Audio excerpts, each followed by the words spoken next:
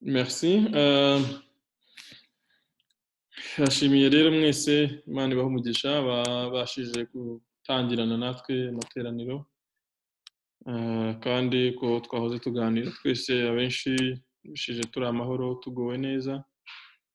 Turashimye Imana rero, Imana ihabwe icyubahiro ko yaturinze, ko yabanye natwe, ko yongeye kutwemerera uyu mwanya kugira ngo dusabane nayo, kugira ngo tuganirize mu ijambo ryayo. Tuzi ko Imana igihe cyose ihora yiteguye kugira ngo nitubona umwanya, kuko yo irawuhorana, itwungure, itwigishe.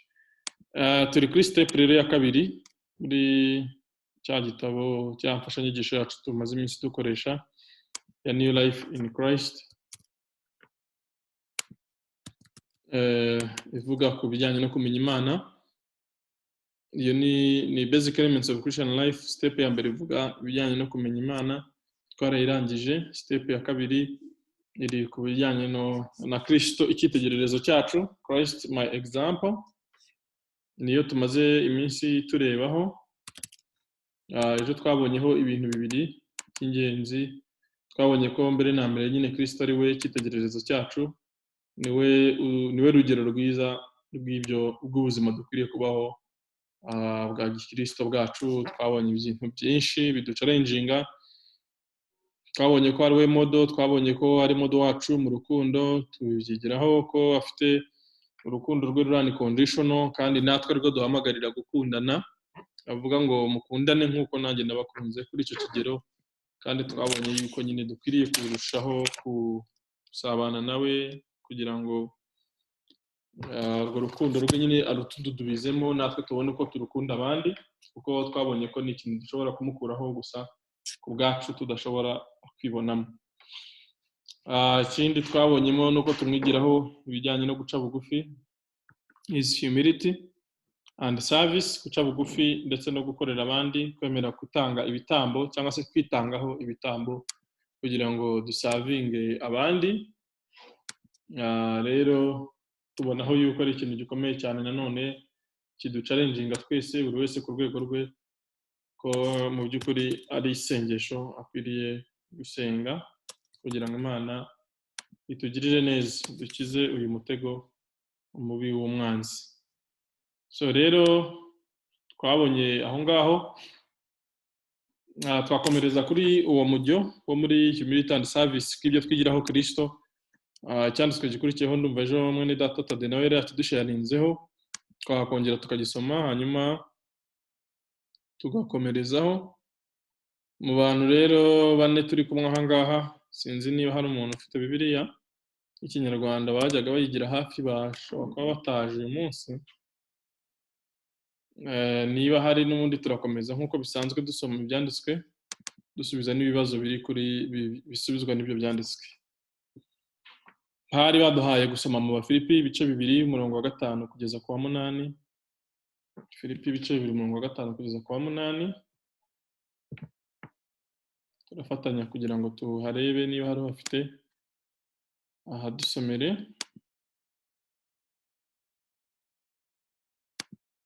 Filipi ibice 2 umurongo wa 5 kugeza ku wa 8.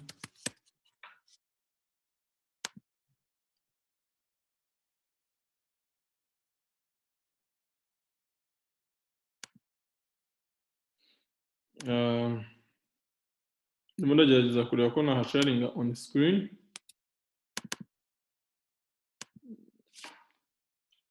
Kuko dushobora kwaccessinga n'ubundi Bibiliya y'Ikinyarwanda online. Nk'uko muhabona rero haravuga ngo mugire wa mutima wari muri Kristo Yesu. Mugire wa mutima wari muri Kristo Yesu. Uwo nubwo yabanje kugira akamero k'Imana, ntiyatekereje yuko guhwana n'Imana ari ikintu cyo kugundirwa, ahubwo yisiga ubusa, ajyana akamero k'umugaragu w'imbata, agira ishusho y'umuntu, kandi amaze kuboneka afite ishusho y'umuntu, yicisha bugufi, araganduka, ntiyanga no gupfa, ndetse urupfu rwo ku musaraba. Aho nibiko Bibiliya yera ibivuga. Tugiye muri Bibiliya ijambo ry'Imana aravuga ngo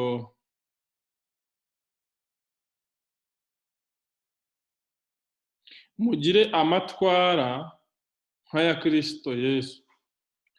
We nubwo yari asanzwe afite kamere y'Imana, ntiyigeze yibwira ko guhwana nayo ari ikintu cyo kugundirwa, ahubwo yaretse ibye byose ahinduka nk'umuntu, ndetse afata kamere y'inkoreragahato.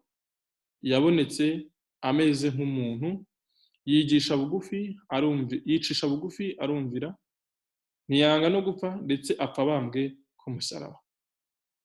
So nicyo hano barimo batubwira Kristo nk'icyitegererezo cyacu ku bijyanye no guca bugufi ndetse no gusavinga cyangwa se no gukorera abandi. Hanyuma kutubaza ngo Christ being God lived in heaven far above the evil in the world. In spite of this, verse 7 says he made himself nothing, taking the nature of What does it mean to be a servant? Batubwiye ko Kristo nyine nubwo yari asanzwe afite kamere y'Imana, atatekereje ko guhwana n'Imana ari ikintu cyo kugundira, ahubwo ngo yicishije bugufi, afata akamero. Bavuze ngo yicishe bugufi, murongo wa 7, ahinduka umuntu, ndetse afata kamere y'inkoreragahato. Ahandi bavuze kamere y'umugaragu w'imbata. None baratubwiye ngo kuba umugaragu bishatse kuvuga iki muri ibi ngibi, nk'icyitegererezo cy'uko Kristo yasize ubwiza bwe n'icyubahiro cye n'ubumana bwe, akaza mu isi agafata akamero k'umuntu, akicisha bugufi, akamera nk'umuntu w'umugaragu. Servant sinzi niba twabyita umugaragu cyangwa umukozi ukorera abandi. Se kuba umugaragu bishatse kuvuga iki? Shaka kusharinga ko ubyumva byadufasha cyane. Washyiraho microphone noneho tugasangira. Eric ntabwo dushobora kumvikana kereka ukoze join with audio.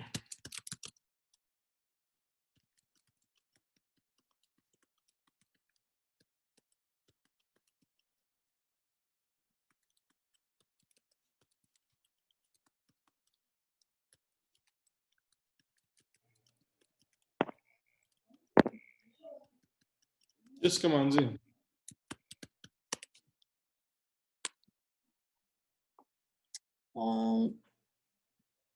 Ntekereza yuko wenda muri iyi context yacu hari wenda iyo kuba umugaragu wenda rimwe na rimwe bijyanye n'ibihe turimo, wenda tutumva neza icyo bivuze, ariko wenda nko muri iyi context wenda cyangwa mu bihe byanyu muri se wenda this Bible time, but wenda no mu bihe umuntu asubiye inyuma mu binyejana bikeya, like nko wenda atari iki ngiki cya 20, wasangaga uyu muntu ni umuntu wabaga bisa nkaho adafite uburenganzira, yaba kuri we ku giti cye, ahubwo bisa nkaho hari undi bisa nkaho ari umufite uburenganzira. Cyane cyane wenda byaba muri context Paul yandikaga, wasangaga umugaragu nyine, cyangwa niyo ugiye ureba ahandi hantu ukuntu Bibiliya igenda ibisobanura, ni umuntu mu by'ukuri wabaga adafite uburenganzira, kandi ari wo gukora ubushake bwa sebuja we, ari we bisa nkaho adepanda cyangwa ari we umufite uburenganzira cyangwa ijambo rya nyuma. Navuga wenda byatugora cyane ko ubu ngubu nyine ni uburenganzira bwa buri wese, ariko muri iriya context yabaga ari umuntu bisa nkaho nta burenganzira afite, ndetse undi ni we umufiteho uruhare mu buryo bwo gufata ibyemezo, undi ni we wabaga amufiteho ijambo rya nyuma kurenza we kugira asay ku buzima bwe. So bose kuri twebwe byadufashaho iki ku bijyanye no kumenya ibijyanye na kamero k'umugaragu twebwe twagira akamero k'umugaragu gute wenda ni vis-a-vis Imana cyangwa I don't know na just numve uburyo ubu ngubu bishobora kudufasha kuko batubwiye hano ngo ni iki twumva a servant muri ubu buryo bwa Kristo. navuga wenda kuri twebwe cyane kuri iriya vertical relationship ariko nanone byafekita nanone hano uko tubana cyambere ni ukumva yuko mu byo nkora mu mibereho yanjye ya buri munsi Imana ni ifite ijambo rya nyuma. Urumva ibi ngibi bizanamo nanone aspect ya lordship of Christ kuko bimwe mu byo tumwigiraho kuko nanone hari ibyo tutaba nkawe ariko ni iki kintu we yahisemo to depend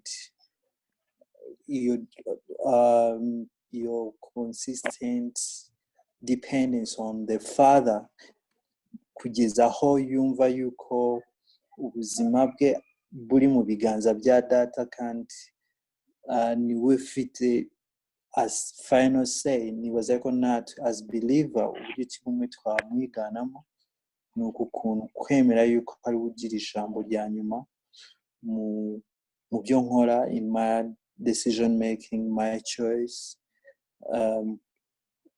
Numva ko mu byo buri pratique ni how I do my life, my day life, my decision making, my choice. Buri gihe cyose nkifuza yuko niwe nkwiye gukonsilita no kumva his say ikaba ariyo final say, not my say, kugira ngo nyoborwe nanjye cyangwa ibyo nshaka ahubwo nkumva n'icyo ashaka n'iki yifuza in a given situation ndimo n'iki anyobora gukora cyangwa ni gute namwumvire mviye amarangamutima yanjye intekerezo zanjye ahubwo nkabaho just to submit myself to him. Urakoze cyane mwene data Kamanzi. Bavuga yuko nyine cyo twigiraho ahangaha sinzira ndushaka gusharinga shiraho ikiganza cyangwa se akavuga kira microphone. Ko nyine twigira kuri Kristo ko guca bugufi kwatumye yemera no gupfa kandi agapfurupfuru birwo kivume ku musaraba, ko mu by'ukuri nyine ari rwe rugero rwacu natwe dukwiriye kwiyegurira Imana nk'aba as slaves, nk'abacakara cyangwa se nk'abantu badafite ubushake bwabo ahubwo babereho gusoza ubushake bwa nyirabo.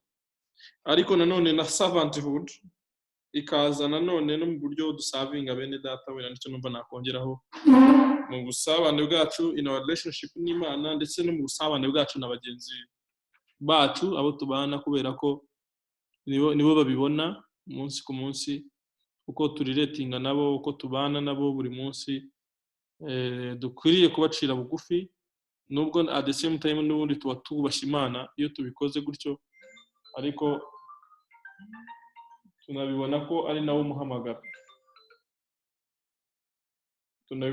muhamagaro, wacu dufite wo kusana Kristo ku bijyanye no guca bugufi nk'icyitegererezo cyiwe.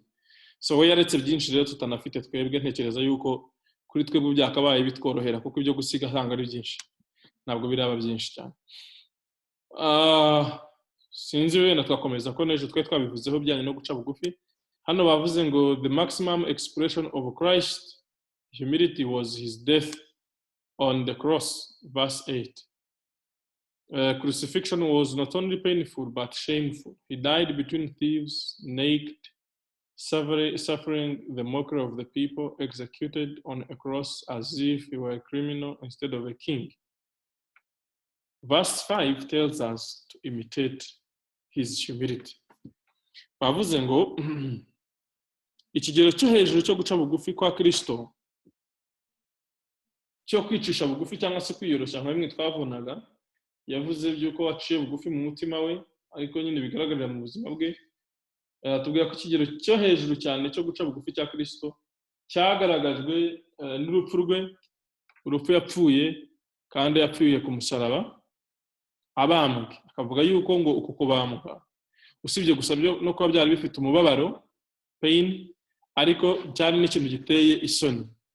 Cya mbere kuba yarapfuye abambwa hagati y'ibisambo, yambaye ubusa bamwambitse ubusa ku mugaragaro kandi arimo akanakwenwa bakamukwena abantu bose bamukwena ndetse akabambwa ku musaraba agapfa urupfu rwo kubambwa nk'aho ari igisambo cyangwa se nk'aho ari umunyabyaha kandi mu by'ukuri ari umwami.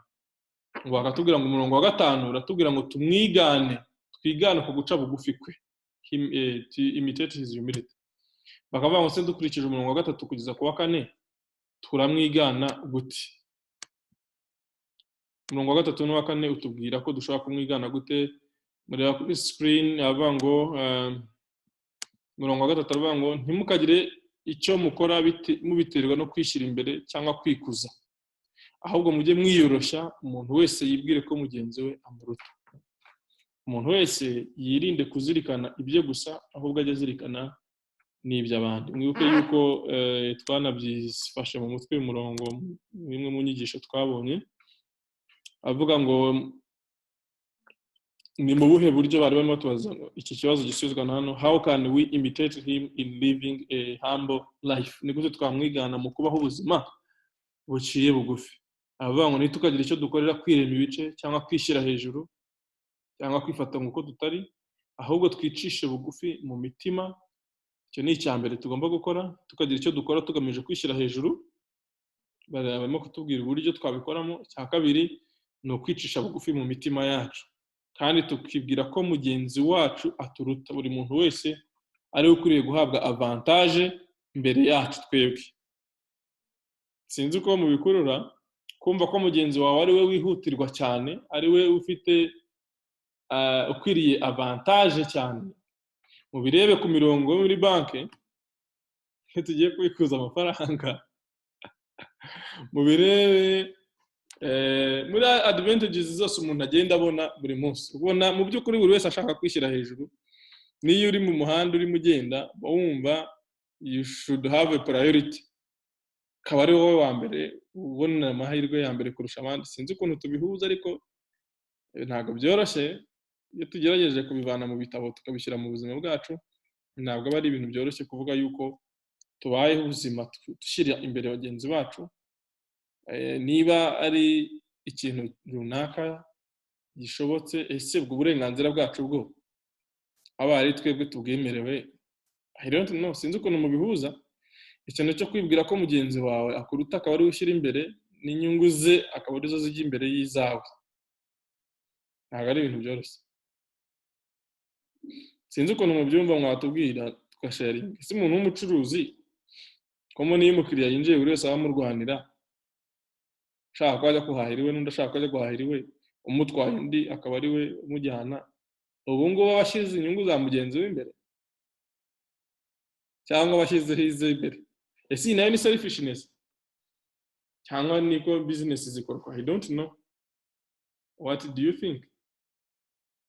Murabitekereza muti ibintu bijyanye no gushyira no kwibwira ko mugenzi wawe akuruta?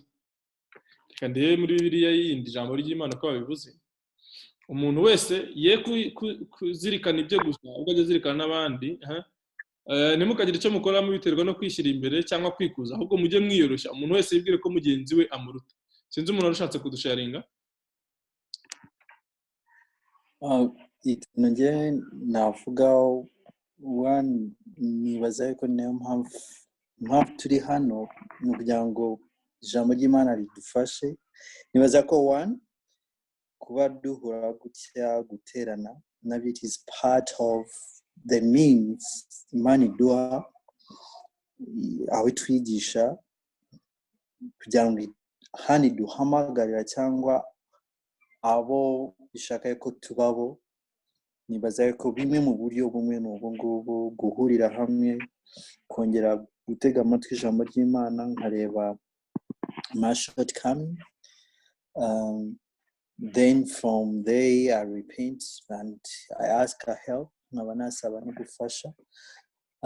Ikindi nyine ni urugendo, it is a journey, ni urugendo duhora tugenda. Sometimes we learn it stumbling, tugwa tubyuka.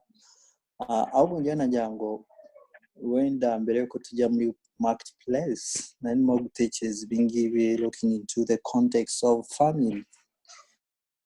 aho rimwe mu rugo hari igihe mba naniwe kandi na madamu nawe umusheri wanjye nawe ananiwe, nibaza ko rimwe na rimwe those are good opportunity where I should lay down my desire, my feelings, ya desire kuba me served first cyangwa aho rimwe na rimwe nitoza.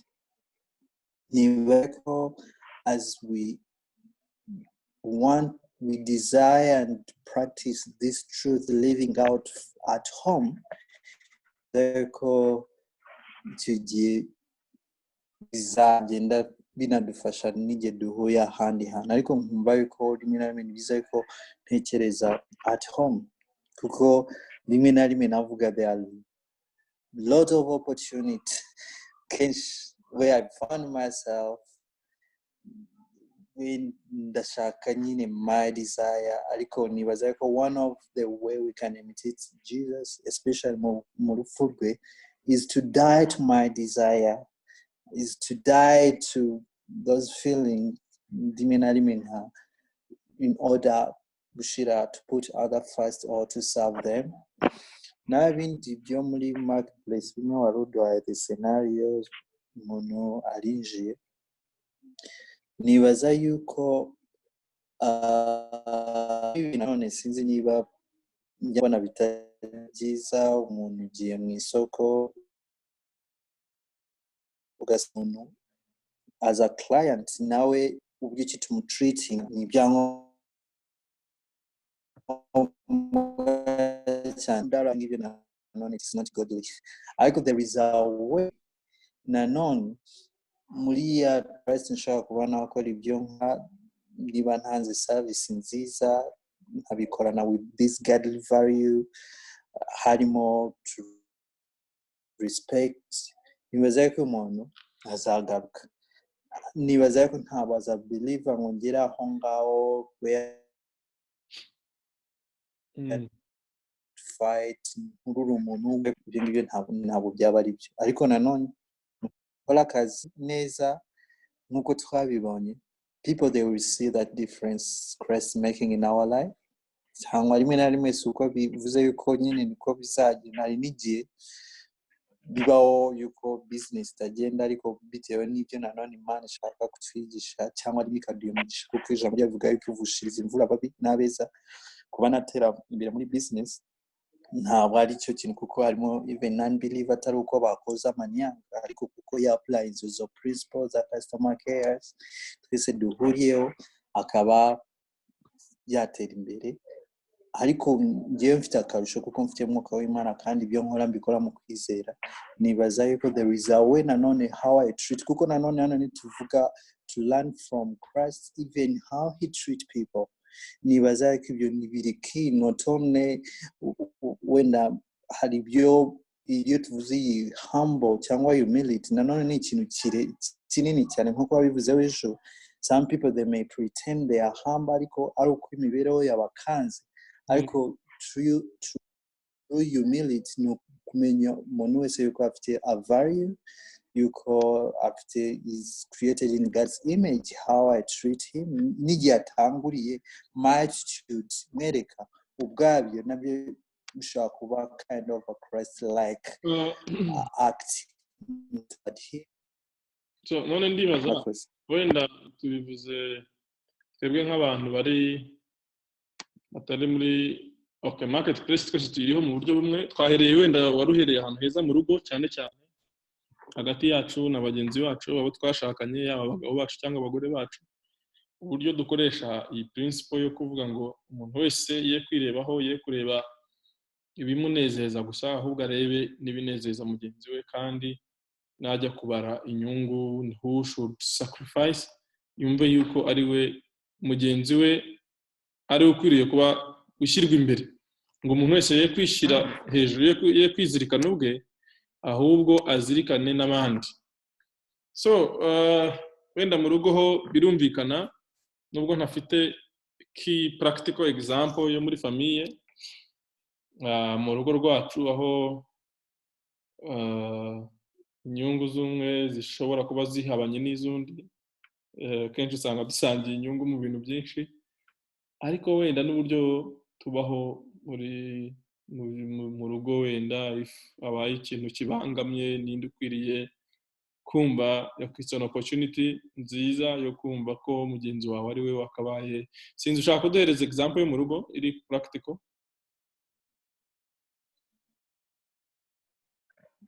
mu rugo nubwo tuba dufite inyungu nyine twese nyine za family mu by'ukuri nyine icyerekezo kimwe ariko iyo bigeze muri pratique ubwe nk'ugerariye bafite ibintu byinshi wenda niriwemo nkora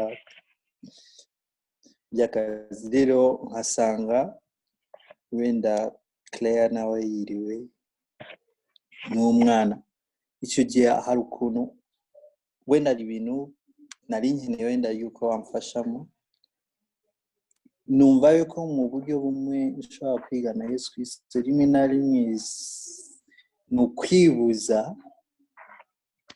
ubwo burenganzira cyangwa ibyo yagombaga kumva nkaba ahubwo ngewe nabimukorera nawe bishobora wenda twese turananiwe ariko hari ibyo yagombaga gukora nsanze ataratunganya cyangwa ibyo ngomba gutunganya umwe akaba yatekereza yuko mugenzi we bya bindi yavuze ngo buri muntu wese atekereza yuko mugenzi we ari sinibuka ukuntu babyize ari we ashira imbere mugenzi we inyungu ze ziruta iziwe nyibaza yuko ibyo bintu it is a lot cyane cyane iyo urebye muri njyewe mfitemo iki kintu cya like nka men nk'abagabo tugiramo ikintu cya ego I'm the man urumva ugasanga yuko nyine zamvugo man before the ladies niyo amazi abaye make ngo harirwa imfizi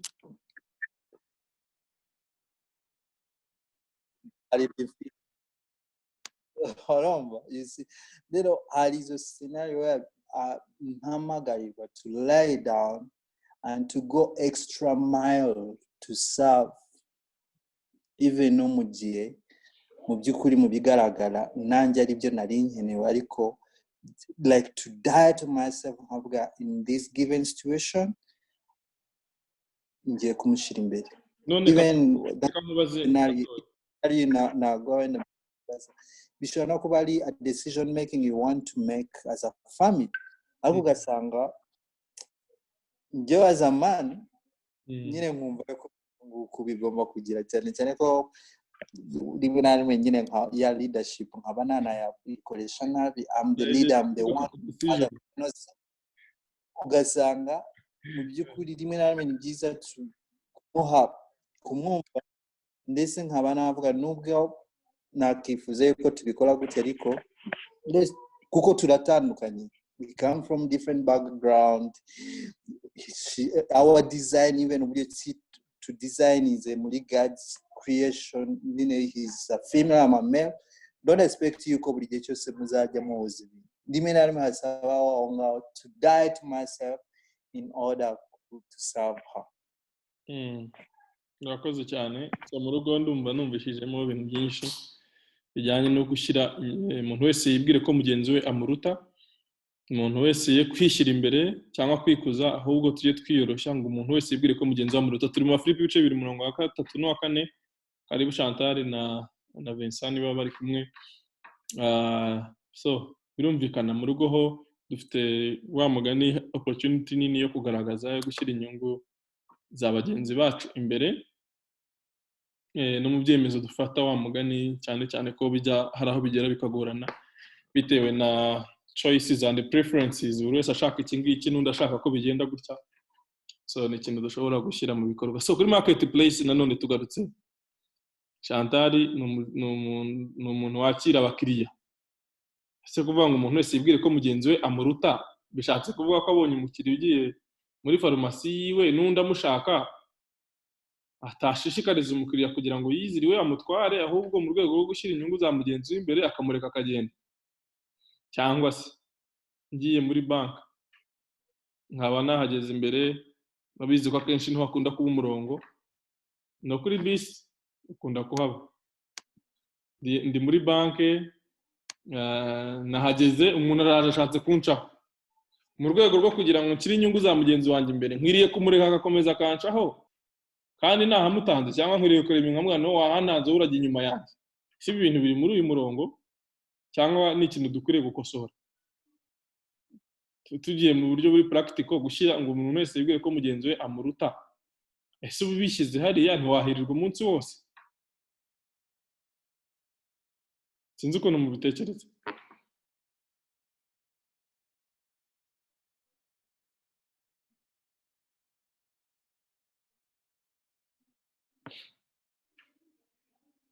uburenganzira bwacu bwo twemererwa n'amategeko se y'igihugu cyangwa n'iki murabishyira hehe hari mwene data wo mu new generation kuko nabigizemo uruhare unfortunately ntahari ariko yabonye akazi yakoze ikizamini cy'akazi aba ari uwa kabiri bashaka umwanya umwe nyuma yaho tuza kuganira kuko ari inshuti yanjye tuza gusanga hari akuntu twabigenza uwo muntu wari wabonye akazi dusanga hari ibintu atubahirije bijyanye n'amategeko y'igihugu amategeko ya leta avuga ko kugira ngo umukozi wa leta apiganirwe kandi kazi aho ko yari ariho agomba kuba akamazeho byibuze imyaka 3 twaje gusanga nubwo ari we watsindiye ako kazi mu by'ukuri ariko atari yujuje imyaka 3 aho yari amaze icyo gihe twabigenje gutye twandikiye minisiteri y'abakozi ba leta dukopiya urwego yashakagamo akazi barabikurikirana koko bashyiraho komite yo kubikurikirana basanga uwo muntu wari wahawe uwo mwanya yarakoze ikizamini mu buryo bunyuranyije n'amategeko bityo mu new generation aba ari uhita uhabwa ako kazi ese hari icyaha twakoze cyangwa twakurikije uburenganzira duhabwa n'itegeko si iki gihe twashyize umuntu wese yibwiye ko aruta mugenzi we cyangwa mugenzi we yibwiye ko amuruta ese hari ahantu bihuriye cyangwa ndimo ndavuga ibintu muri perspectives wenda zitandukanye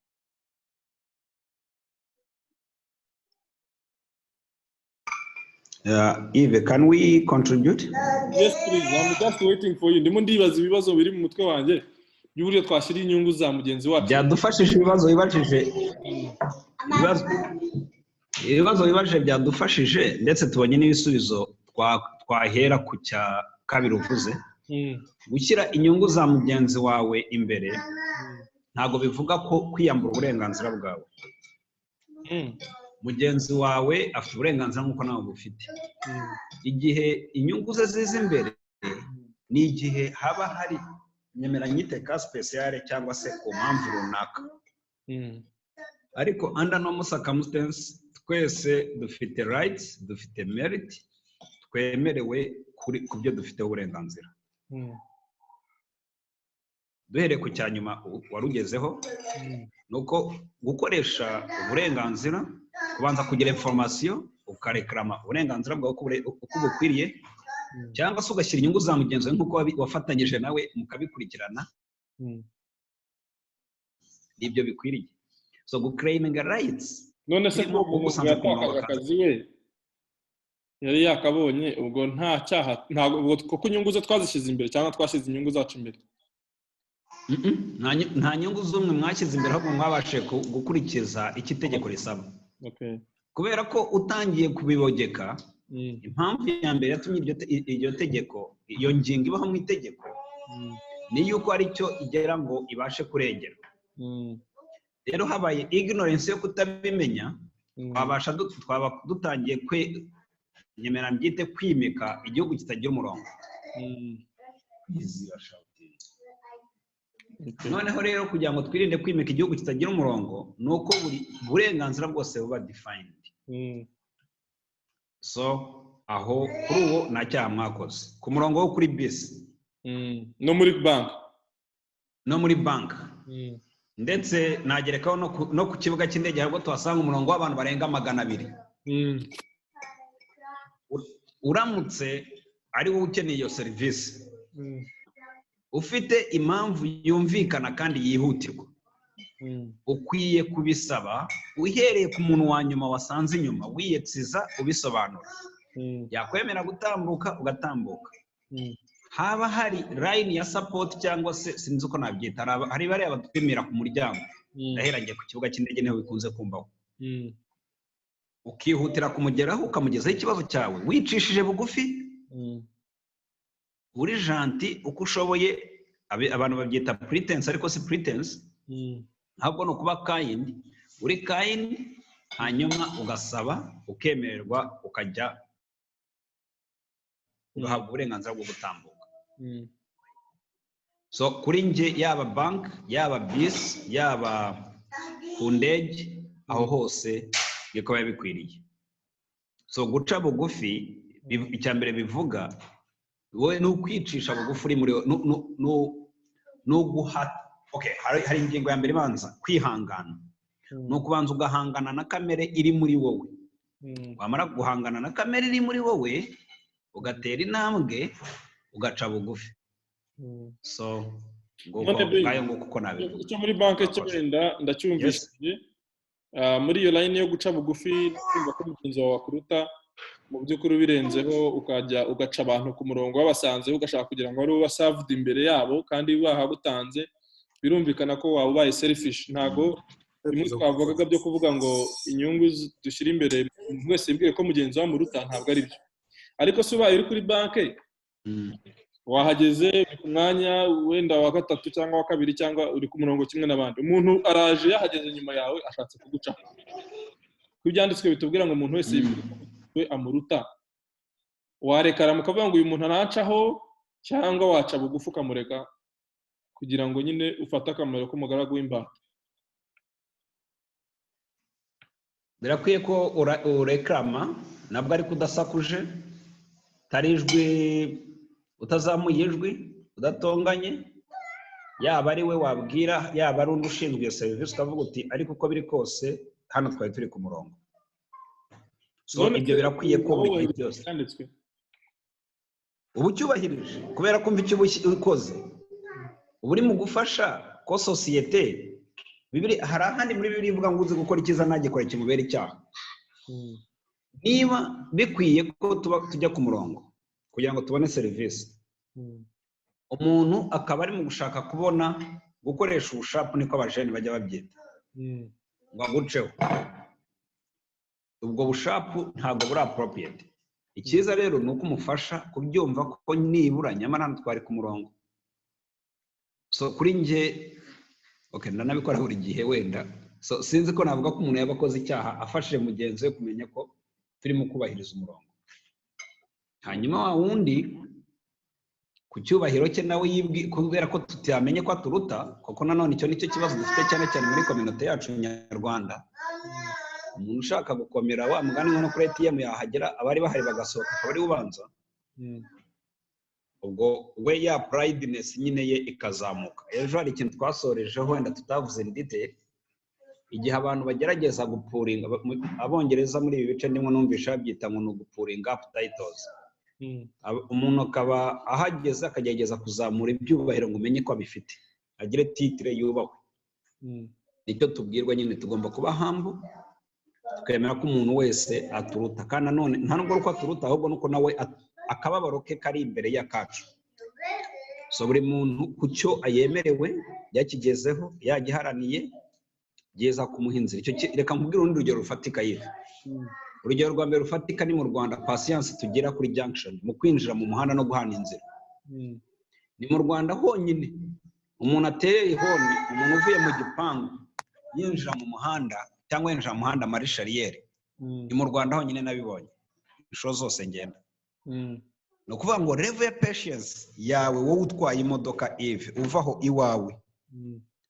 umuntu winjira mu muhanda bari umunyantege nke icyo usabwa ni uko umufasha akabasha kwinjira mu muhanda kubera iki 1 ntabwo ari speed nk'iyo ufite 2 ntafite side of control nk'iyo ufite so birakwiye ko aho tubasha kugira patience naho kuturuta byo ukurutanwa kw'abantu mu isi byo ni relative ariko kuri nge nicyo innovance imbwira okay urakoze hari undi ushaka gusharinga ashaka kubazaho ikibazo yes unadufasha gusubiza ashaka kubaza wenda Ben adasubijeho Theo nibazaga umuntu w'umucuruzi ushaka gushyira bagenzi be imbere kwibwira ko bagenzi be bacuruzi bamuruta yakwitwara ate ku mukiriya winjiye ushobora kumutereta ngo ajyiwe ave aho yarari cyangwa se aba ari wajya kugurira reke kugurira cyangwa akwiriye kureka inyungu za bagenzi be akora izo ziza mbere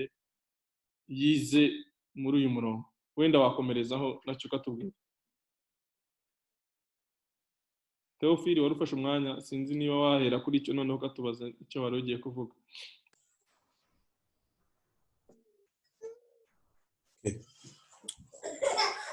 nicyo nari ngiye kubaza ushobora gusanga icyo ngicyo nacyo kijyanye n'ikibazo gisa nkaho n'icyo nari mfite kubera ko iki cyanditswe urebye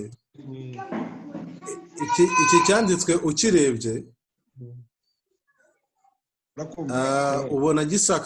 ubona gishaka kunganisha abantu bose ahubwo bamwe gucisha bugufi bamwe munsi y'abandi urumva niba abantu bangana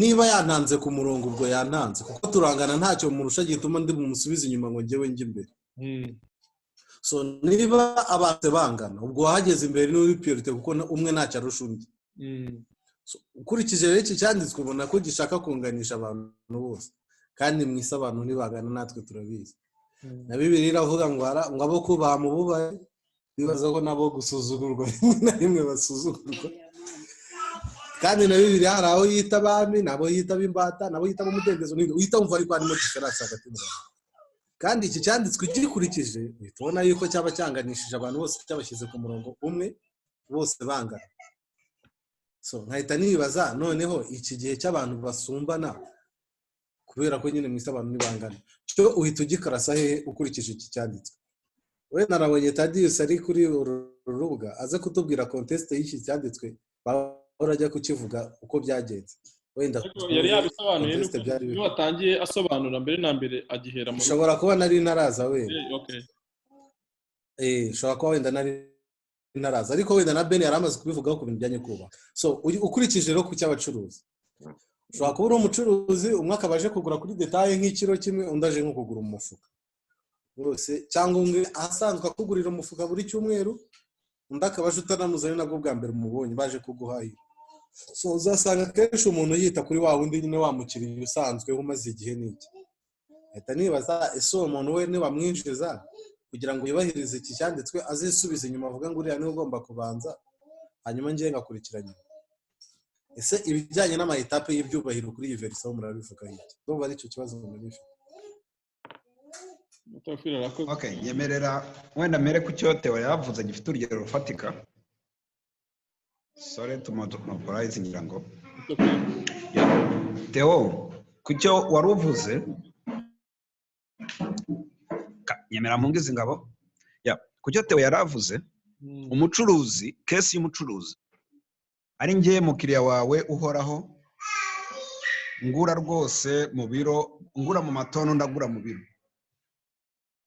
nkaba ndahageze ndinjiye nsanze hari undi rwose uri imbere yanjye ukeneye ikiro kimwe ubwo ngendera umuguzi still humbleness yanjye yuko ngomba kuba humble regardless of the capital and equity fite nkemera ko wa muntu ubanza ukamuseriva nta kizanyambura kuko icyo cyanditswe kitubwira kidusaba ko twicisha bugufi umuntu wese yirinde kuzirikana ubwe ibye gusa ahubwo ajye azirikana n'abandi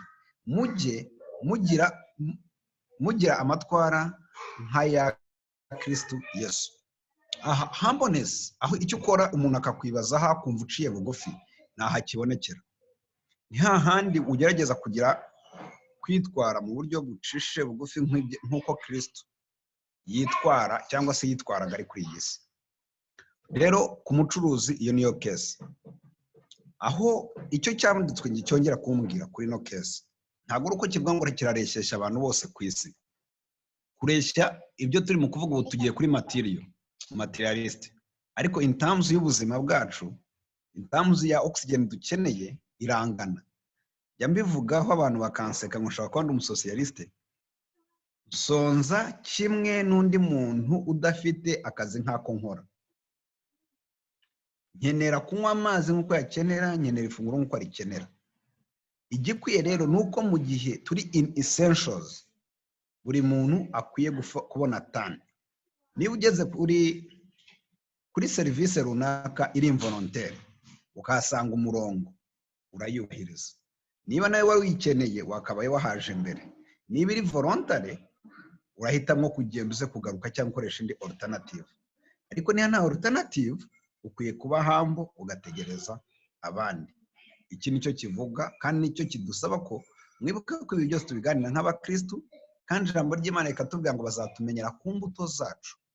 So imbuto rero twera zigaragarira muri ino mirimo dukora ku isi, kuri buri kintu cyose. Umurongo wa banki twavuze, kuri butike ninjiramo cyangwa iduka, kuri biro yawe Theo ndi bugereho nk'umuvandimwe, kuri serivisi kuri biro yive aho nzatunguka. Yego ifite uko nkomeye. Hari umuvandimwe ngira ngo arahari ku rubuga, ngira ngo ubasha uhora anyita perezida, ariko kuri nge my sincere humbleness ni yuko buri muntu wese ibyo waba nkumbuye uri imbere yawe muri mu kuvugana, mwavugana mugasoza, mwamara gusoza ukanyakira, kuruta ko we rwose yakwamburwa uburenganzira. Ariko yego niba wenda nihuta cyangwa na booking appointment ndibuze kukuvugisha, nibyo wambwira uti nyihangana gato mvugisha, ariko not because ndi perezida, kuko abantu bose barangana. So icyo nicyo ntangaho urugero numva nge ijambo ry'Imana ritubwira. Akoze cyane Ben. Sinzi nawe ushaka gusharinga, twasoza tufashe kuri ibyo. Cyambere nkurikije umurongo ko twabivuze, ni ikintu Bibiliya yibuza ari nacyo irushaho gusobanura ku murongo wa 3. Havuze ngo ntimukagire icyo mukora mubiterwa no kwishyira imbere. Icyo ngicyo nicyo cyambere.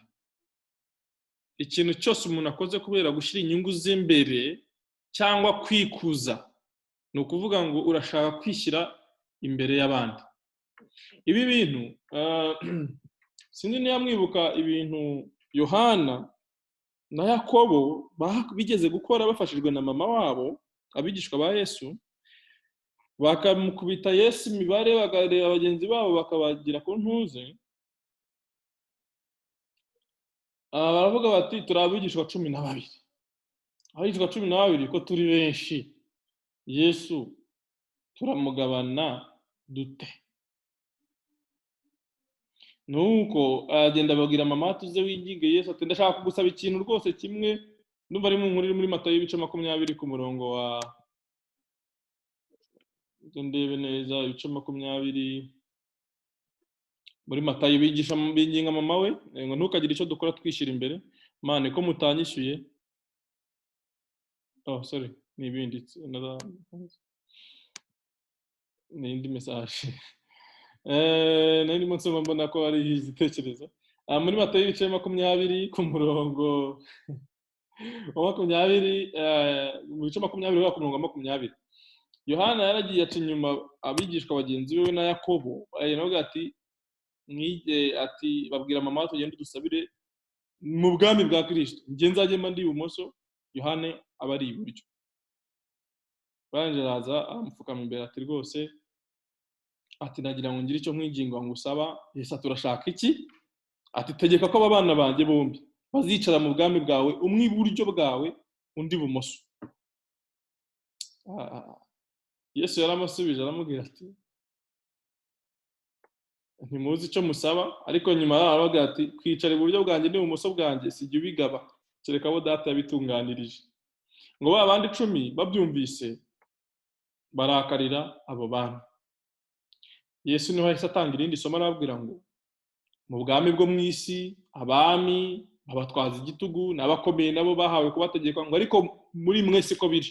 Ushaka kuba mukuru muri mwe ajya aba umugaragu w'abandi, ushaka kuba uw'imbere ajya aba umucakara, a servant, imbata yanyu. Ngo kubera ko n'umwana w'umuntu ntabwo yaje kuba served, gukorerwa, ahubwo yaje gukorera abandi no gutanga ubuzima bwe kugira ngo abe incungu y'abandi. So ikintu tugomba kwirinda in every circumstance ni ugukorera ibintu kwishyira imbere no kwikuza, kwishyira hejuru y'abandi, nk'ukuntu nyine bano bigishwa bari bagiye kubigenza nuko Yesu yahagobotse. Ahubwo tuye twiyoroshya twumve yuko mugenzi wacu aturuta. Ariko nanjye ndabibyumva kimwe nk'uko Ben yabivuze, ndetse n'abandi yuko bitasobanuye ko uburenganzira bwawe wemererwa, ntawe uhutaje, ntawe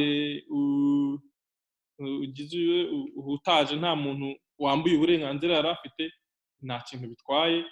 Wenda nawe nagaruka kuri nyine nk'uko Tofili yabivuze, niba ari ibintu mu by'ukuri bidafite uwo bitsikamiye, bidafite uwo byambuye uburenganzira yari afite, ukaba ushatse kubitwara kubera ko wishyize hejuru, nta kintu bitwaye. Nigeze gusanga minisita w'urubyiruko hano kuri MTN Center ahagaze ku murongo wa ATM ya BK. Tumirwa ndavuga nti mbona abantu rwose nk'abana imbere ye, ahagaze ku murongo. Ese aba bantu ntago bamenye ko ni njyewe wagize ikibazo.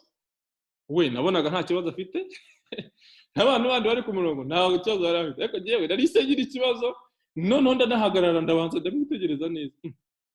Twese minisita ahagaze ku murongo wa ATM, ahantu ntago babona ko ari minisita. Nashatse rwose kubibwira nk'abantu bari imbere ye, nyuma ya minisita mu mwanya niko ndigendera, ariko ngenda numiwe, byarantangaje cyane. So mu by'ukuri mfa nta kintu bitwaye ibyo bintu yakoze, ahubwo ari urugero rwiza. Sinzi niba nakirijwe cyangwa adakijijwe, ariko I was surprised. Ni ibintu byiza cyane mu gihe abandi usanga nyine bashaka gutwaza igitugu. Nuko nguko najyaga ngira ikibazo muri bisi zino za Shirumuteto, ko nanga kugenda mpagaze pe, ku buryo nasangaga imyanya yose yo kwicaramo yuzuye, nahitaga ndeka nkategereza iyindi ribuze, indi kaza nkinjiramo ndi uwa mbere, naretse iya mbere ikuzura ikagenda, nifuza kugenda nicaye. Indi kaza nkinjiramo ndi uwa mbere, nkashaka n'umwanya mwiza, nemeye ko iya mbere nsiga for that purpose, ko numva nshaka kwicara. Stili nayo ikaza kuzura, yaza kuzura hakaza kuzamo umuntu mukuru cyangwa umukecuru cyangwa umuntu w'umusaza, nkabona arahagaze n'ubundi. Kasi umusaza yashaka kwicara kujya atategereje nayo ngo aze kujyana n'iyindi, akaba yinjiyemo hano, ubusa gushaka kumuhotera. Nanjye nahagaze iruhande, biragaragara nabi. Ntekereza ko atari ikintu cyoroshye. Ntabwo ari ikintu cyoroshye, tugiye muri specific examples, ariko kwishyira imbere no kwikuza nicyo numva ko Yesu hano umwanditsi wa Filipi nako yashaka kuvuga, akabisobanurisha kwibwira ko mugenzi wa muruta, ariko ni ukwirinda gushyira kamere n'ibyifuzo byacu hejuru y'iby'abandi muri the same circumstances. Sinzi niba mbisamarizinze neza, sinzi niba ari dushaka kugira icyo yongeraho cyangwa icyabaza, ariko niko bimeze. Ndumva twakomeza. Byari bikwiriye ko tubitindaho kubera ko ari ikintu cyangombwa. None se ukurikije iyo mirongo, Yesu ntiyari umufilosofa?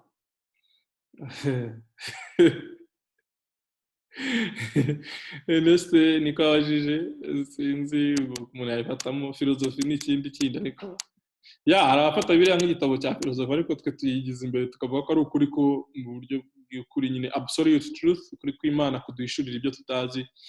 Numva ari uko nyine niko bikwiriye. Ibintu byo kwishyira imbere ni ingaruka y'icyaha, ntidukwiriye rero kuba imbata z'icyaha.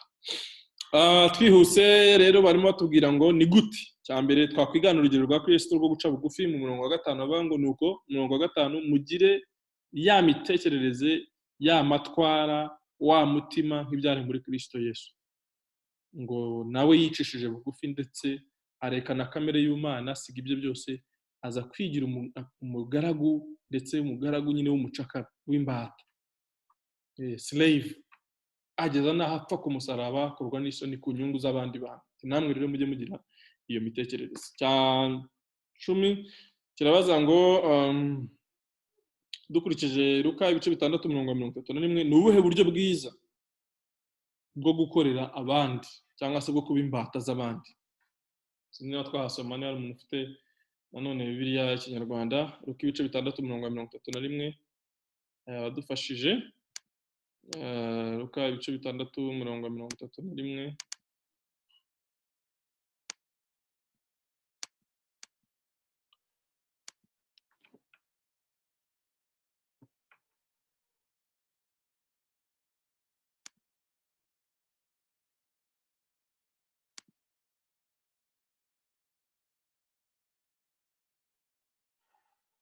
Luka ibice 6:31, nzi n'umuntu wahageza dusomere.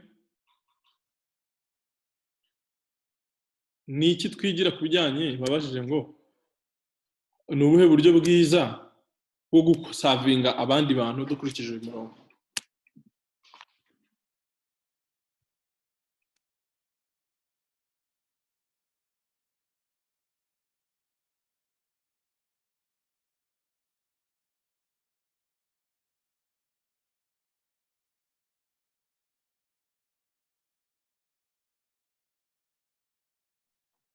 Ibi twasoma se kuri screen?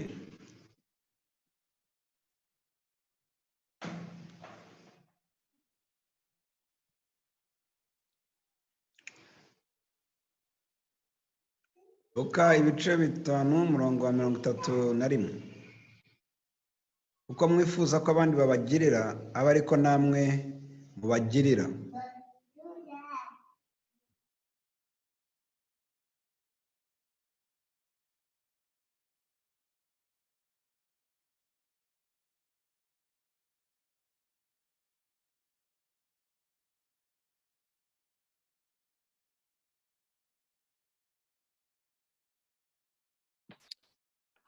Ntihakagire icyo dukorera kwirema, no, ko mwifuza ko abandi babagirira aba ariko namwe mubagirira. So nibyo sinibuka ukuntu babyita, niba babyita ngo ni golden rule, ariko niko hano bavuga ko mwifuza ko abandi babagirira aba ariko namwe mubagirira. Ukorere mugenzi wawe icyo wifuza ko nawe yagukorera, nicyo mu zindi translation zibavuga, kandi muri biri jambo ry'Imana ko ariko bahavuze ko mwifuza ko abandi babagirira aba ariko namwe mubagirira. Ndabona ari kimwe.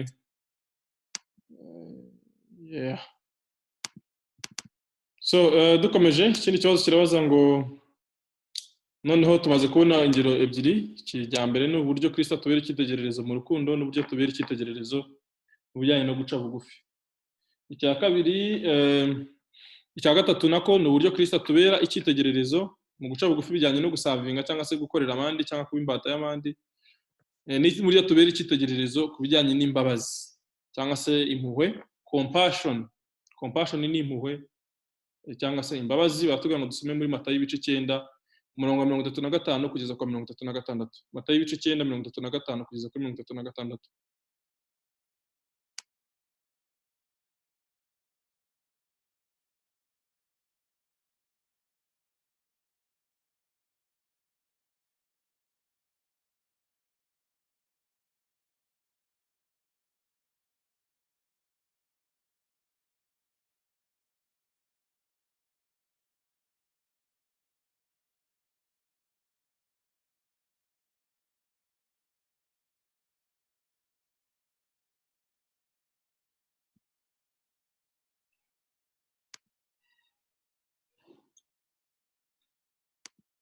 Matayo ibice 6. Nta muntu wabona?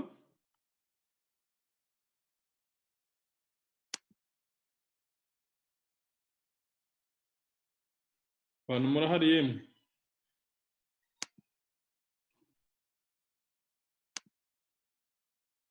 Yego turahari. Matayo ibice 9 umurongo wa 35 kugeza kwa 36. Ndimo ndagerageza kureba ko mbona kuri internet.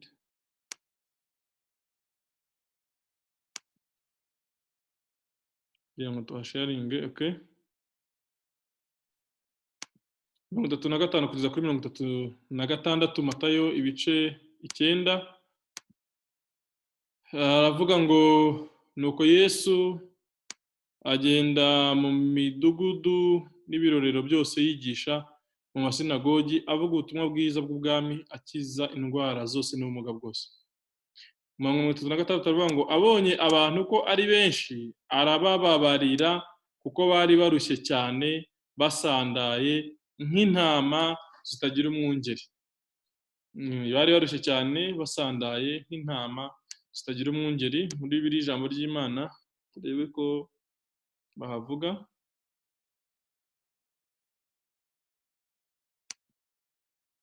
Kubabarira ni ikintu ngo arabababarira. Mu by'ukuri ari igihe dukoresha tamu nyine mu bintu byinshi bitandukanye. Rimwe na rimwe tukabyumva muri forgiveness, ubundi tukabyumva mu mbabazi, mu mpuhwe, ariko ntekereza ko ahangaha icyo yabababariyeho ntabwo ari ibyaha, ahubwo yababariye nyine byo kubagirira impuhwe niba ariko nabivuga byo kubagirira impuhwe so sinzi niba mwese murimo murahabona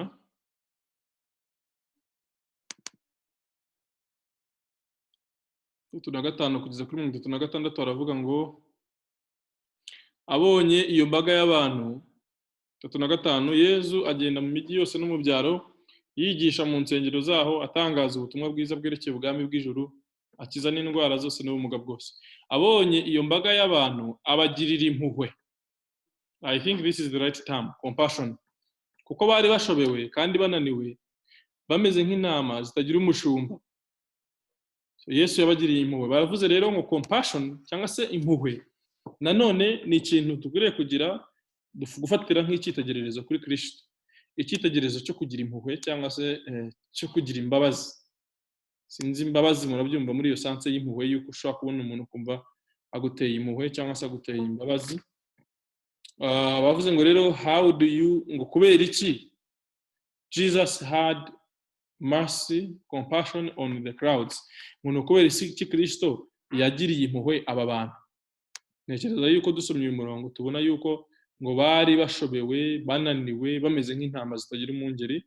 Muri birere batubwiye ngo yabonaga ngo basandaye kandi bananiwe bameze nk'intama zitagira umwungeri. Sinzi niba hari ufite ikindi kintu gitekerezo ya sharing kuri iki giki kijyanye ni compassion Yesu yabagiriye mwanga.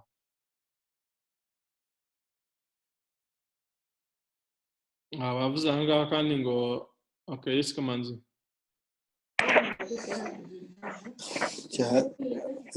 ikintu na cyane ko muri mirongo dusomye biradufasha kureba nuko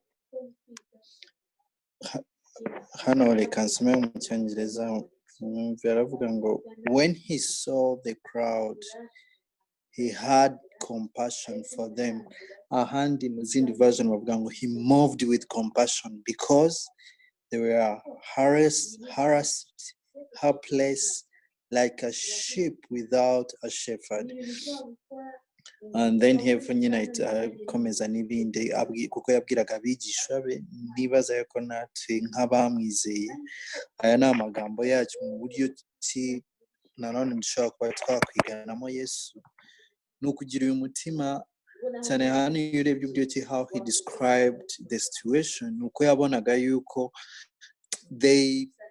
what they need the most, kuko yavuze ko icyambere nuko batari bafite umwungeri, batari bafite someone to take care. Nka ushaka wa ni nabyo muri Ephesians nanone batubwira ngo ubwo twari turiho tudafite Imana rurema, Imana nzima. Nibaza ko bumwe mu buryo ki nanone twakwigana Yesu Kristo uvanyeho muri to have that heart of to be humble, to love people, ariko nanone kugira uyu mutwaro w'abantu by'umwihariko batari bamenya uyu mwungeri mwiza, kuko urebye that is the picture Yesu Kristo nicyo yari arimo kwerekana yuko aba bantu bariho kandi icyo bakeneye umuntu wabafasha muri situation ni umwungeri, kandi Bibiliya hamwe katubwira ko niwe mwungeri mwiza. Nibaza yuko tugomba kugira uyu mutima w'abantu batazi Imana, w'abantu badafite Yesu Kristo mu buzima bwabo, ariko nanone ibyo ngibyo nyine automatically bizahita byikora nitugira uwo mutima. N'aba bantu bagenzi banjye bizoroha cyane kugira uwo mutima, ariko mbere na mbere kubabazwa n'aba bantu batafite Imana rurema, badafite ibi byiringiro dufite, kuko nanone compassion harimo n'abandi other religion bagira izo mpuhwe like Muslim people, cyane cyane nko muri ibi by'ibisibo barimo, hari igihe they move around bakaba bagira abantu b'abakene bakabafasha ariko ntibabahe what they need the most. Nibaza ko nk'abantu bamenye uyu mwami uduhamagara gufatanya nawe, nanone dufite ibyo byiringiro dushobora kuba twahaba abantu, ariko bitangirana nuko tugira uyu mutima wabo, tukabareba yuko without this Jesus they are lost, they are hopeless, then we reach out to them. Numva aricyo twasaga twaburaga kijyanye no kubizana muri perspective nanone y'agakiza no kuvuga ubutumwa bwiza. Ko nyine Yesu yahise yongeraho hasi nari munsi bavuga ngo bameze nk'intama zitagira umwungeri. Nuko rero ngo ibisarurwa ni byinshi, ngo basaruze ni bake, ngo musenge kugira ngo nyiri umurimo yohereze abasaruzi. So nanone guterwa impuhwe n'abantu badakijijwe kugira ngo tubagirire umutwaro wo kubabwiriza ubutumwa bwiza, narwo ni uyindi example twigira kuri Kristo. Sinzi niba hari undi ushaka kugira icyo yongeraho kuri icyo. Ashaka ashyiraho microphone, niba ntawe turakomeza. Ngo how do you look at the unbelievers that surround you? Is it easier to be critical of them or to feel compassion? Ngo ni gute ubona abizera abantu batizera nako bagukikije cyangwa bo muhura nabo? Ese babona nk'abantu nyine ushaka gukriticize ukavuga ati bari abantu bahisemo nabi, dore bari mu nzira yo kurimbuka, kabishywe reka banze kwizera Yesu Kristo narababwirije barananiye. Umusaza ntari buvuge izina wagiye kubivuze mu gushyingura rubangura, ataba barananiye narababwirije baranga, none dore barapfuye bapfuye bari mu byaha. None ngo ntabwo ndi bubeshye. None I don't know, simbizi. Akenshi dukunda kumva twebwe nyine turi abantu bari smart cyane ko twafashe icyemezo cyiza cyo gukurikira Yesu Kristo. Banakanatubwira ati congratulations, wafashe icyemezo cyiza, komeza inzira watangiye, ni byiza cyane. Ariko se bari abatarizera bo tugasa naho tunabaririmba mu ndirimbo ngo tuzaribatira abanyabyaha munsi y'ibirenge n'ibindi byinshi cyane. Se ngo ni gute mu by'ukuri dukwiriye kureba abantu batizera Yesu Kristo? Hari umuntu ushaka kugira icyo avuga kuri iki ngiki?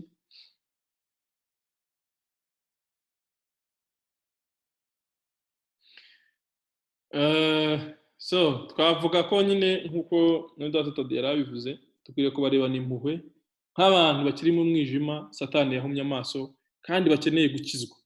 Tukabarebana imbabazi, tukabasengera, tukareka kubafata nk'abantu b'ibyigomeke banze kwizera, niyo waba waramubwirije akanga, ariko nawe siwe, ahubwo nuko nyine ari muri bwa butware bw'umwijima, arapfuye, ari mu mwijima nyine. Ngo umunyabyaha sitara ngo ntawe umusitaje kubera nyine ko warigenda mu mwijima.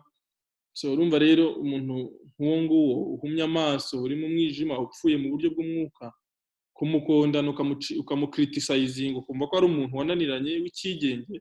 Cyane cyane bikunda kuba ku babyeyi babona abana babo nyine of course baba disappointinze, badakuze ngo babemo abantu bifuza.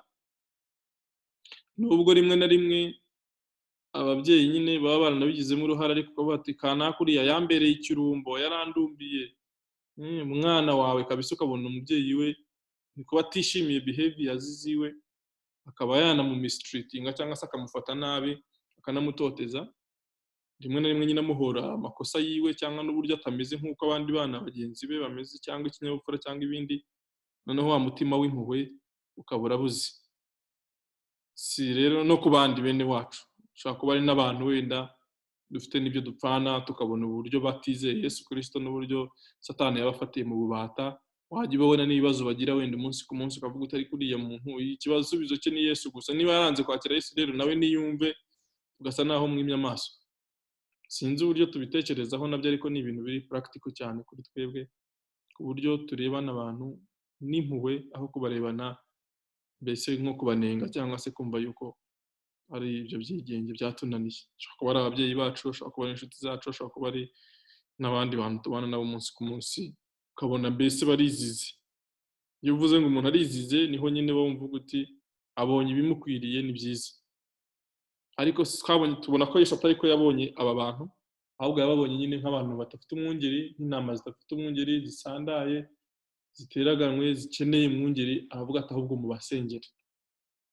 Ndibuka ko hari n'ahandi hantu Yohana nawe atarakizwa, ndabyita atarakizwa, yigeze guha Yesu igitekerezo. Aravuga ati bagiye kubwiriza ahantu mu mudugudu, arangije abantu barabirukana,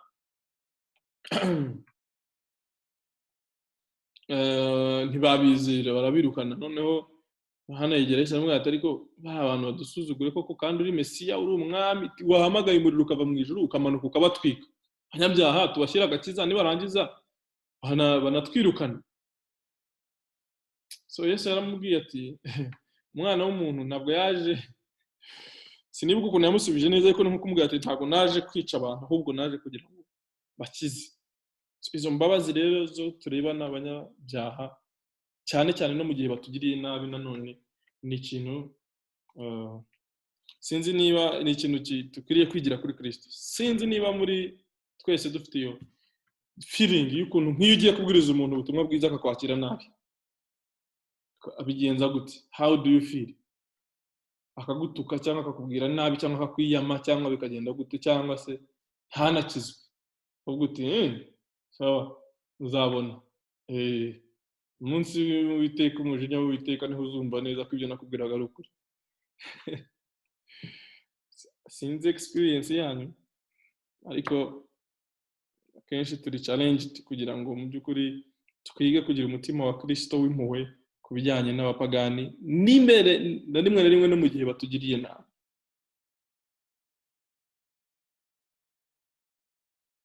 Sinzi n'undi muntu ushaka kugira icyo asharinga hano niba nawe turi bukomeze.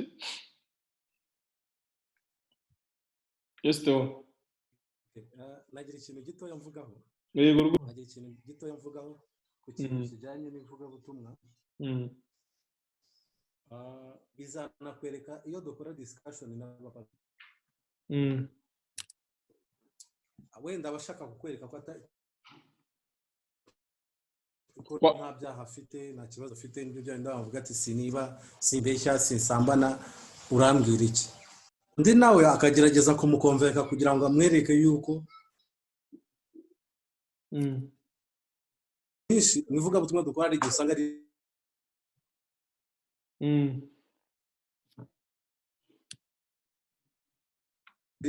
zishye umupagani noneho atamwumva cyangwa yabipinga cyangwa yagira gute akavuga ati reka mwihorere ubwo nyine biramureba. Ikindi ni uburyo sinzi n'agiye utarimo kumva neza hari ukuntu birimo bicikagurika sinzi n'abandi bakumva neza ubona kuvuga ati tuzaribatira abanye nko kugirira abandi sinzi kibazo sinzi niba ari ikibazo cya network. Noneho turakumvishe neza warimo uvuga ngo abandi bakagira ngo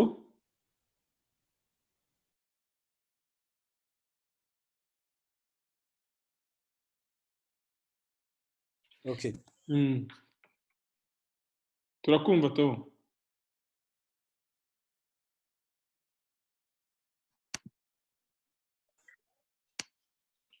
Uburyo dukoramo discussion ubona dushaka kuba convince uburyo dukora discussion n'abapagani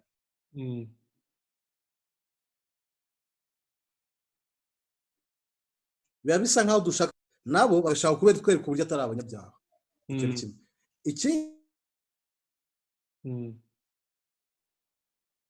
Ikindi uzibirenge byacu uzarebe ari kuziririmba nko mu rusengero cyangwa ahandi hantu ntabwo ubona baziririmba nk'abantu bababaye ahubwo ubona baziririmba nk'abantu bishimye.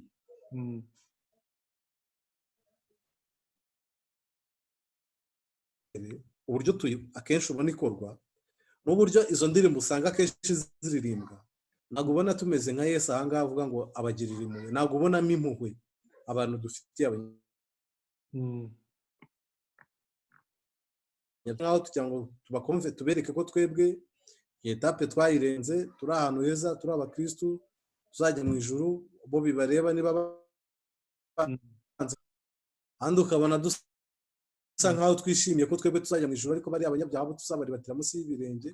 So wa mutima w'impuhwe z'uyu muntu ko ari umunyabyaha ntubone uri muri twebwe n'uburyo wenda tubabwira ntubone dusa nk'abantu bacisha makeya ngo tubabwire nyine tubasobanurire mu buryo bushobora gutuma buri muntu wese ashobora kubasha kubipfa. So muri iyi mirongo rero ikintu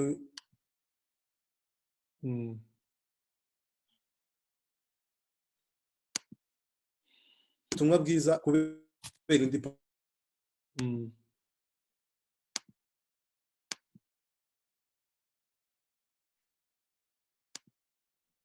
papasi iyo ari yo yose. Ikindi cya kabiri mbona ahangaha ni uko Yesu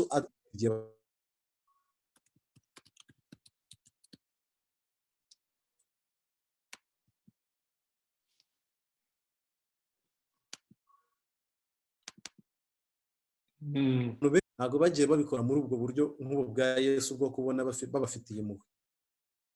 Hari abahanuzi benshi byagiye bibaho, nka Eliya yaravuze ati ndimo ndi intumwa ndi umuhanuzi w'Imana. Umuriro n'umuntu kubatwika.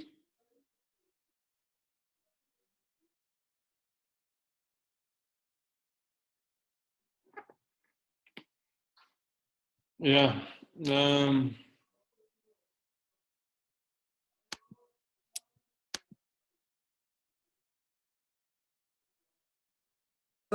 nashaka kugarukaho cyane no kuvugaho cyane ni uko umutima w'ivugabutumwa ukwiye guhinduka ukaba umutima w'impuhwe.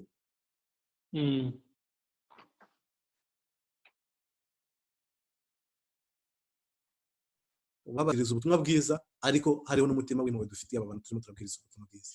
Bumva ari icyo nashaka kongeraho. Murakoze cyane Tofile,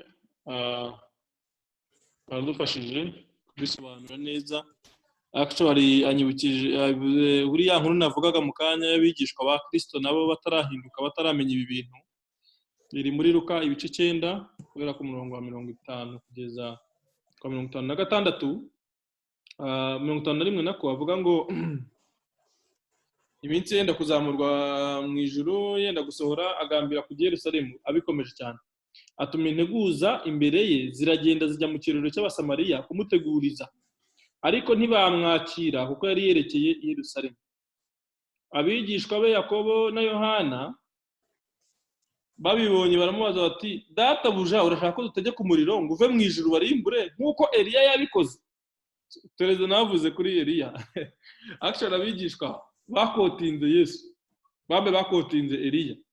Ibi bintu nk'uko na Eliya yabigenjeje natwe kadumanure umuriro uva mu ijuru manuko utwike Abasamariya banze kukwakira. Arayandikiye ngo arahindukira arabacyaha ku murongo 55 ati ntimuzi umwuka ubarimo uwo ari wo, kuko umwana w'umuntu ngo ntimuzi umwuka ubarimo uwo ari wo, ntabwo you don't know the spirit that is inside you, kuko umwana w'umuntu ataje kurimbura abantu ahubwo yaje kubakiza. Nuko bigira mu kindi kirorero. Urumva nk'iyo nkuru mu by'ukuri reaction Yohana yagize na Yakobo ni reaction umuntu wese yagira. Abantu banze kwakira umwami Mesiya bategereje imyaka ibihumbi n'ibihumbi, none urumva iyo Yesu agutumye ngo genda nteguriza aha bashobora kuba baragendanye na confidence. Birumvikana yuko wajyana confidence. Perezida akubwiye ngo genda ujye Gitarama, wenda nuko icyo gihe Dawe ntabwo yari ari recognized nk'umwami, ariko mu bamwizeye bo baramwumvaga nk'umwami ndetse nk'umuremyi w'isi yose, usibye no kuba umwami w'umuntu. Hagendanye confidence. Batangazwa no kubona abantu batabakiriye neza baranabirukana.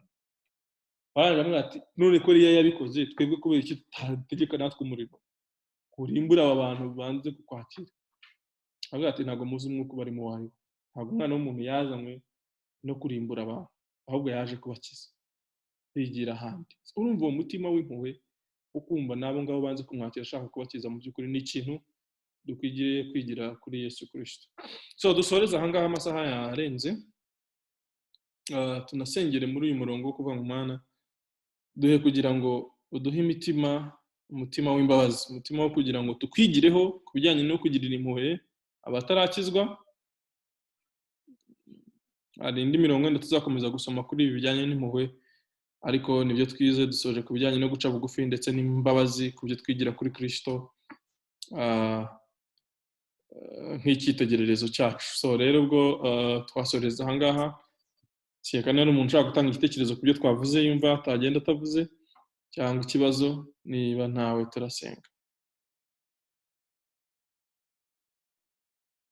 Sana hari ntawe. Perezida Tofili niba gihari yadushimira Imana, tunasengera hamwe twese twisengera kuri iki kintu ndetse n'uburyo dufite twifuza kuvuga ivugabutumwa. Akenshi twese turabyifuza ko mu by'ukuri tubwiriza kandi tukaba successful. Success turayiyandikaho twe tukumva ko ari twabaye successful, ndetse dukunda no kwirata nabo twabwirije iyo bahari bakakizwa kubera twebwe. Ariko mu by'ukuri bene data dukwiriye kugira impuhwe ku buryo niyo batatwizeye cyangwa se batumbishije ibyo tubabwira ngo babyemere bakizwe, ndetse yewe nabo tutarageraho hari nabo twe duciraho iteka tukabona barenze ihaniro dukurikije ubuzima tubona babamo, ariko Imana idushyiremo cyangwa se itugomororere umutima w'imbabazi ukwire muri twebwe, aba ari nawo dukoreramo, aba ari nawo tuboneramo abatizera. So murakoze rero, Imana ibahe umugisha. Teofile wadushimira Imana ugasoza. Reka dusenge. Turagushimye Imana yacu, wowe mubyeyi wacu, wowe muremyi wacu, wowe byose kuri twebwe, niwo utubeshaho, ukaduha guhumeka, ukaduha kuba bazima, ukaduha ibyo kurya, ukaduha ibyo kwambara, ukaduha aho kuba, ukatubeshaho mu buzima bwose. Hari igihe dushobora gutekereza ko ari uko dushoboye cyangwa dufite ubwenge cyangwa dufite ubushobozi, ariko ijambo ryawe ritubwira ko ibyo dufite byose ari impano twahawe kandi ituruka kuri wowe. N'iri jambo ryawe rero twasangiye uyu munsi nayo ni impano ituruka kuri wowe, kandi udukangurira iminsi yose gusangira no kuganira kugira ngo turusheho kurimenya no kurisobanukirwa. Gikuru kuri uyu munsi twumvise ni uko dukwiye kugira impuhwe z'abatizera kandi tukababwiriza ubutumwa bwiza kugira ngo bave aho badafite umushumba, badafite umwungeri ubaragira, ahubwo baze ku mwungeri w'ukuri. Ijambo ryawe rivuga ngo abakubanjirije bose bari ibisambo n'abangizi, ariko wowe waje uri umushumba w'ukuri, kandi uravuga ngo intama zawe zirakumenya nawe ukazimenya, zizo zigataka urazumva, kandi uravuga ngo zizinjira mu rwuri zizasohoka zinezerewe zishimye. Uyu munsi wa none rero, kimwe no mu byo wadusigiye mu butumwa bwiza ni ukubwiriza abantu ubutumwa bwiza bo mu mahanga yose, tukabatiza mu izina rya Data wa twese n'iry'Umwana n'iry'Umwuka wera, kandi isezerano ririmo ni ukuri kumwe natwe kugeza ku mperuka y'isi. Uyu munsi ijambo ryawe ryongeye kudukangurira kuvuga ubutumwa bwiza, ariko tunafite impuhwe zabo tubwiriza. Rero uwo mutima ukomeze uwagure muri twebwe, kandi ibitekerezo byacu ukomeze ubigaburire iryo jambo ryawe, kugira ngo turusheho kwaguka no kugira umutima w'impuhwe z'abatarizera, z'abataramenya ukuri, z'abatarasobanukirwa, z'abatarasanga umwungeri, z'abatarakwakira nk'umwami n'umukiza mu buzima bwabo, mu bugingo bwabo, ngo ubayobore, ubane nabo, ubaganze, ubihishurire. Mana yacu, ndabizi neza ko ijambo ryawe ritubwira ko badashobora kubimenya batabwirijwe, kandi badashobora kubwirizwa nta watumwe. Rero uyu munsi wa none ijambo ryawe riduhishuriye ko twongeye gutumwa nanone, ariko tukajyana umutima w'impuhwe n'imbabazi. Reka rero buri muntu wese ukomeze umwishure muri ubwo buryo, umusobanurira umutima uwo ari wo, unamwereka uburyo akwiriye kuwutunga, ukanamwereka inzira akwiriye gucamo avugamo ubwo butumwa bwiza, afite uwo mutima w'impuhwe n'imbabazi. Turasaba umugisha ku bwa buri muntu wese abonetse, kandi turashima kubw'ijambo ryawe twumvise, n'ababituyoboyemo mu buryo bwose bakomeze kubyitangira iminsi yose. Umugisha wawe ukomeze ube kuri bo, kandi ukomeze ube kuri twebwe twese. Kandi hano tuba twahuye kuga nk'aba new generation, nayo ukomeze uyihe umugisha, uyagure, kandi urusheho kwikangurira kuvuga ubutumwa bwiza bafite umutima w'impuhwe n'imbabazi, kandi nk'uko ari cyo kintu twahamagariwe muri new generation, ukomeze utwagurire imiryango, udufungurire inzugi hirya no hino, kandi na motivation mu mitima yacu yongere ibe, imitima isinziriye ikanguke, icitse intege yongerwemo imbaraga, kugira ngo dusubire kuvuga ubutumwa bwiza ubwo waduhamagariye. Mana yacu, turagushimiye ku bwa byose, tugushimiye ku byatambutse byose, tukuragije ibiri imbere muri ruhande rwa buri muntu wese. Ukomeze kugaragarana nawe, ukomeze kuboneka uri kumwe nawe, ukomeze kumwihishurira. Inshuro nyinshi iyo duhura n'ibibazo, iyo duhura na challenge, hari igihe tujye dukora reaction zitari nziza, hari igihe tujye tugambirira gukora ibitari byo, hari igihe tujya twumva uburyo tutagakwiriye kumva, cyangwa dushaka gukora ikintu uburyo tutagakwiriye kugikora, ariko ube mu ruhande rwacu iminsi yose, kugira ngo ube ari wowe kutuyobora. Ahangaha Yakobo na Yohana bakubwira ati tumanure umuriro mu ijuru tubatwike nk'uko Eliya yabikoze, nuko bumvaga babigenza. Ariko we kuko uri umunyampuhwe n'umunyambabazi nyinshi, icyo wabashubije cyarimo impuhwe n'imbabazi. Hari igihe natwe mu buzima bwacu tujya dufata cyangwa tujya dutekereza cyangwa tujya twibwira gukora nk'ibyo ngibyo Yakobo na Yohana bibwiye, ariko kuko wari uri kumwe nabo urabakosora. Natwe ukomane natwe kandi ukomeze udukosora. Aho ubona tugiye guca mu nzira itari yo, Mana utwereke ikwiriye. Aho ubona tugiye gukora ibitari byo utugarure, aho ubona turi to udukosore, kandi uduhe imitima ibasha kumva no kumenya ko twakosowe, hanyuma natwe dukosoke dukore ibikwiriye kandi by'ingenzi mu buzima bwacu nk'uko ubiduhamagarira. Bana natwe muri byose rero turagushimira kuko uyu munsi tukuragije n'iri imbere, ndetse na gahunda yo kuwa gatatu, 5 no ku cyumweru nk'uko twabifashe.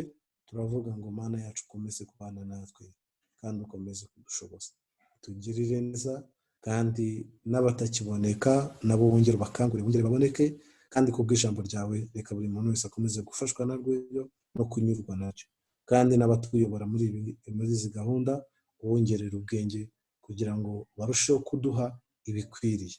Buri muntu wese ube mu ruhande rwe, kandi kubwishe nuko bukeye ukomeze kubana natwe no guhagarara natwe nk'Imana yacu. Dusenze mu izina rya Yesu, amen. Amen. Murakoze cyane rero. Imana ibahe umugisha. Bye. Amen.